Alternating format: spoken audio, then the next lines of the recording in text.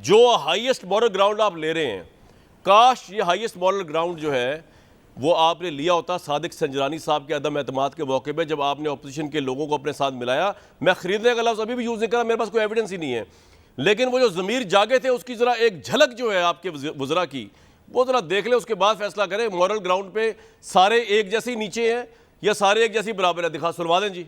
10-15 लोगों ने सोच समझ के वोट दिया है, अंदर उनका ज़मीर जिंदा हो गया। जब आपने तलवार अपने नयाम से निकाली और अपने ही गले काट बैठे, क्योंकि आपको ये फन आता ही नहीं है। हमारे जो अपोजिशन के भी जो ऑनरेबल सेनेटर्स थे, उनकी सपोर्ट से ही ये जो तहरीक थी ये नाकाम हुई। ये जो विक्ट्री है, ये विक्ट्री किसी की नहीं है, ये इदारे की विक्ट्री है। रूल ऑफ लॉ जीत गया, पाकिस्तान का आइन जीत गया और अपोजिशन बेदरपेश शिकस्त खा के भी होश के नाखून नहीं ले रही। चार्टर ऑफ करप्शन यूनियन का आखिरी बैट्समैन आउट हुआ और डिफीट हो गई उसको। आज सही मानों में जमहूरियत की जीत। और एक चीज और खुशी की बात है कि सेनेटर ने अपनी ज़मीर के मुताबिक फैसला किया। ऑपोजिशन के ऑनरेबल सेनेटर्स की मदद से कामयाब हुए, यही जमहूरियत की जीत है। भाई आपकी तो गेम ही खत्म हो गई। चीफ जस्टिस ने अभी तो शुरू नहीं की बाकायदा समाअत, फुल बेंच बनाया, तो उन्होंने कह दिया कि स्पीकर की रूलिंग अदालत के दायरा इख्तियार से बाहर है। स्पीकर पे कोई एतराज़ हो तो पार्लियामेंट में उठाएंगे। वैसे बसद एहतराम में चीफ जस्टिस से ये पूछना चाहता हूँ कि स्पीकर क्या इतनी भी पावर रखते हैं कि रूलिंग में वो ये कह दें कि नहीं, आज से इमरान खान प्राइम मिनिस्टर नहीं, अली नवाज अवान साहब प्राइम मिनिस्टर हैं। तो अगर ये रूलिंग भी इंटरनल मामला है पार्लियामेंट का, तो ये भी ज्यूरिसडिक्शन जो है वो कोर्ट के अंदर नहीं आएगा अगर इमरान खान साहब स्पीकर की रूलिंग खिलाफ चले जाए। ये तो मैंने अजरा वैसे ही बात कर दी है, लेकिन ये बात है वैसे बड़ी अहम कि स्पीकर की रूलिंग की कोई लिमिट नहीं है। लेकिन आज उन्होंने कह दिया है, तो अब सुप्रीम कोर्ट का फैसला तो हतमी होगा। सदिक साहब, आपके तो लग रहा है अदम एतमाद आने से पहले फ्लॉप हो जाएगी। देखें, एक हद तक जो पार्लिमान है उसका तकद्दुस और उसकी सॉवरेनिटी जो है उसको बरकरार रखना तो बहुत ज़्यादा अहम है।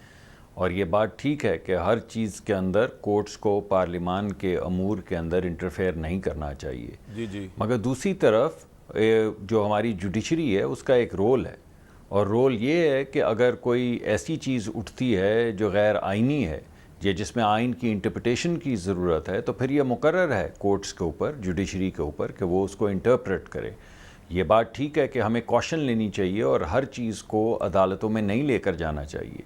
अब मेरा लेकिन सवाल, अगर कोई एक शख्स, चाहे वो स्पीकर हो या कोई भी और शख्स हो, अगर वो ऐसी इंटरप्रिटेशन करता है जो गैर आइनी है, अगर आइन में लिखा है कि आप इतने दिन में आइनी ये था कि 14 दिन के अंदर तहरीक अदम एतमाद पे वोटिंग हो, वो आज के दिन ख़त्म हो गई, कोई तूफान नहीं आया, कोई अदालत के अंदर आपकी बात नहीं सुनी गई, कोई कॉन्स्टिट्यूशनल क्राइसिस नहीं आया, तो अब और ये रिमार्क भी आ गया चीफ जस्टिस साहब का कि स्पीकर की रोलिंग जो है अदालत के दायरा इख्तियार। तो आप अगर स्पीकर ही अगर आप समझते हैं कि स्पीकर टाइगर फोर्स का मेंबर है, जो कि आपके लोग खुलेआम कह रहे हैं ये बात, तो फिर तो आप कुछ भी कर लें।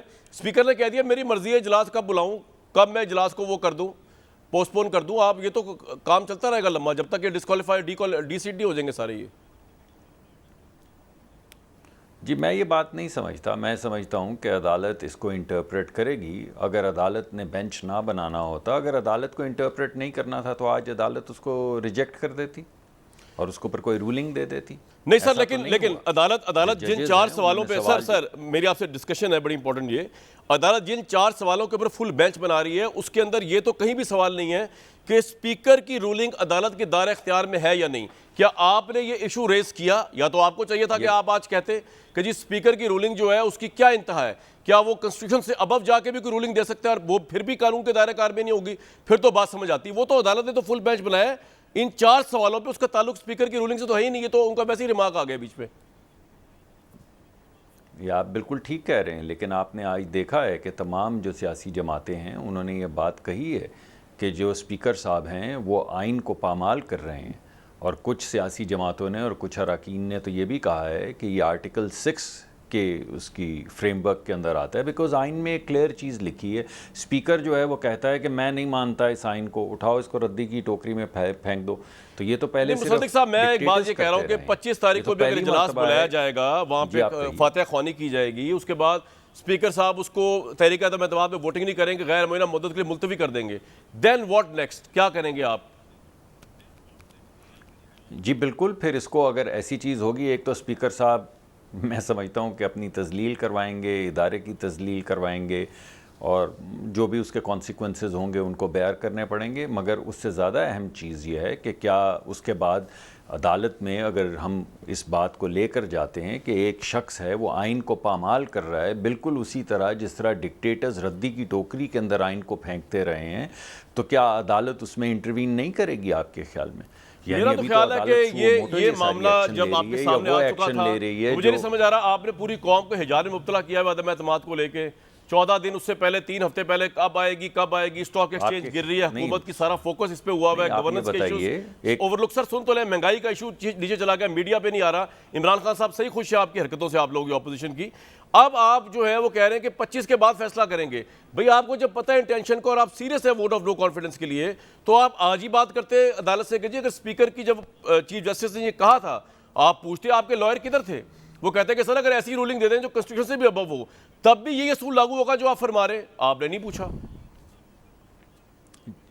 जी, पहली बात तो ये है कि अगर आपकी गुफ्तगू में मान लूँ तो आपके ख्याल में क्या हमें इसको बात को, मुकदमे को, वोट ऑफ नो कॉन्फिडेंस को आगे नहीं बढ़ाना चाहिए? आप समझते हैं ये इश्तियाल अंगेज़ी, हम तो नहीं समझ रहे। हमारे ख्याल में तो ये हमारा आइनी हक है, आइन के मुताबिक हमने दरख्वास्त जमा करवाई है इजलास की, और उसी के अंदर हम जो आइन कहता है उसके मुताबिक वोट ऑफ। सर आपका ये पॉइंट बिल्कुल आ गया, बिल्कुल आ गया। इश्तियाल अंगेज़ी नहीं कर रहे, इश्तियाल अंगेज़ी नहीं। मगर मेरी देखिए ना, अभी तक तो आपने मेरी बात नहीं सुनी, अभी तो आपने मेरी बात नहीं सुनी। अगर आप चाहते हैं मेरी बात सुनना तो मैं करूंगा, वरना तभी तो आपको हम रिक्वेस्ट करके बुलाते हैं। सर फरमाए, हुक्म करें।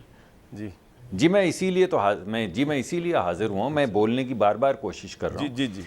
दूसरी बात यह है कि अगर बिल्कुल जो पार्लियामान के अंदर, अगर सबसे पहली बात तो ये कि अगर वो गैर आइनी हरकत करते रहते हैं और अदालत कहती है कि नन ऑफ माई बिजनेस, हम इसमें इंटरवीन नहीं करते, बेशक आइन को पामाल किया जाए या रद्दी की टोकरी में फेंका जाए, तो फिर हम स्पीकर साहब को रिमूव कर देंगे। ये तो हमारे हाथ में है, हमारे पास अगर नंबर हैं और हम प्राइम मिनिस्टर को रिमूव कर सकते हैं, तो हम स्पीकर को भी रिमूव कर सकते हैं। तो आप फिर अदम एतमाद के बजाय स्पीकर के खिलाफ अदम एतमाद ले आएंगे? मुसद्दिक साहब, मैं जरा समझने की कोशिश कर रहा हूं, बात तो आप ही से हो रही है। बजाय नहीं भाई, बजाय नहीं, मेरी बात सुनिए। बजाय तो मैंने नहीं कहा, ये आपने कहा है। मैं तो ये कह रहा हूं कि इजाफत में या ना सिर्फ प्राइम मिनिस्टर को रिमूव करेंगे बल्कि स्पीकर को भी रिमूव करेंगे। ये तो हाउस के इख्तियार में है ना। ये क्या बात हुई कि बजाय उसको कर देंगे? बजाय क्यों करेंगे?